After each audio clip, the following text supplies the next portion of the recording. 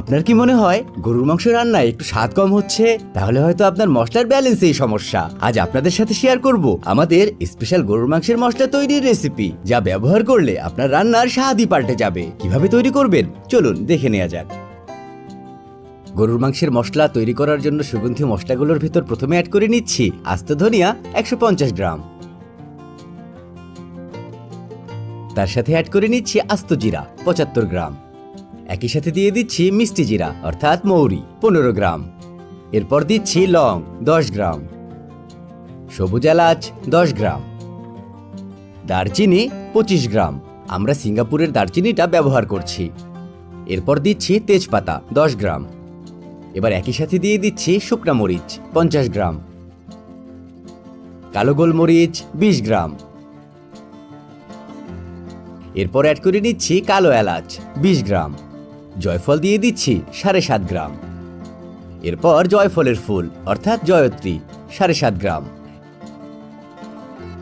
Star anise দিয়ে দিচ্ছি 10 গ্রাম। এরপরে অ্যাড করে নিচ্ছি হলুদ সরিষা 10 গ্রাম। তার সাথে দিয়ে দিচ্ছি মেথি 5 গ্রাম। গ্রেভি আরও ক্রিমি এবং লোভনীয় করে তোলার জন্য দিচ্ছি পোস্তদানা 15 গ্রাম। সবশেষে অ্যাড করে নিচ্ছি লবণ 20 গ্রাম।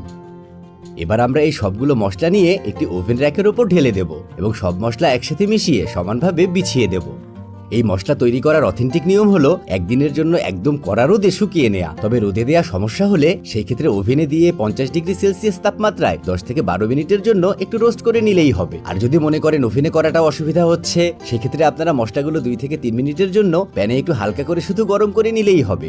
এবার সম্পূর্ণ মশলাটুকু আমরা একটি ব্লেন্ডারে নিয়ে একদম মিহি করে গুঁড়ো করে নেব। মশলাগুলো গুঁড়ো করার সময় অবশ্যই একটু সময় নিয়ে ব্লেন্ড করবেন, কারণ মশলা একদম মিহি হওয়াটা খুবই গুরুত্বপূর্ণ।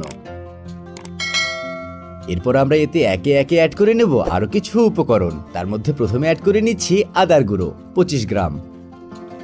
তার সাথে দিয়ে দিচ্ছি রসুন গুঁড়ো 25 গ্রাম। এরপর দিয়ে দিচ্ছি হলুদ গুঁড়ো 25 গ্রাম।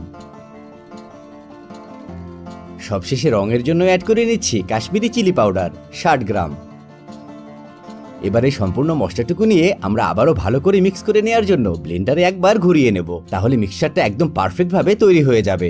এবার চলুন দেখিয়ে দিই এই মশলাটা আমরা কতটা মিহি করে গুঁড়ো করে নিয়েছি।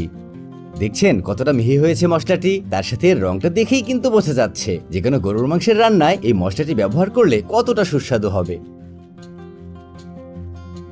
এবার সবচেয়ে গুরুত্বপূর্ণ ধাপ, আর এই জায়গায় অনেকেই ভুল করে থাকে, বলে মশলা বেশি দিন ঘ্রাণ থাকে না এবং নষ্ট হয়ে যায়। মশলা সংরক্ষণ করার আগে অবশ্যই সম্পূর্ণভাবে গুঁড়ো মশলাটুকু ঠান্ডা করে নিতে হবে। তা না হলে মশলা সংরক্ষণ করার পর ভেতর থেকে ভাপ ছাড়বে এবং মশলা ঘেমে দলা পেকে যাবে এবং এর থেকে স্বাদটাও কেটে যাবে।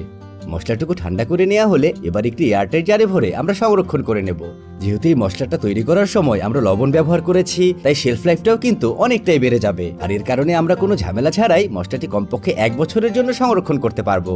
দেখছেন কতটা সহজেই তৈরি হয়ে গেল আমাদের অসাধারণ এবং খুবই চমৎকার গরুর মাংসের মশলাটি।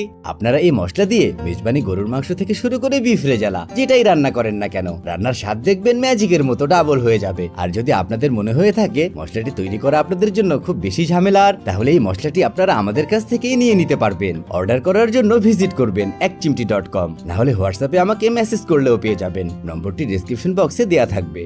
বিশ্বাস করেন এই মশলাটা একবার বানাবেন আর বছর ধরে ব্যবহার করবেন। আর এতই স্বাদ যে যেই গরুর মাংসের রান্নায় দিবেন সেই রান্নাতেই দেখবেন স্বাদ একেবারে ডাবল। তাই দেরি না করে চলে যান আপনার প্রিয় রান্নাঘরে আর খুব সহজেই তৈরি করে নিন আমাদের মতো অথেন্টিক নিয়মে পারফেক্ট মশলার ব্যালেন্স দিয়ে তৈরি গরুর মাংসের মশলা।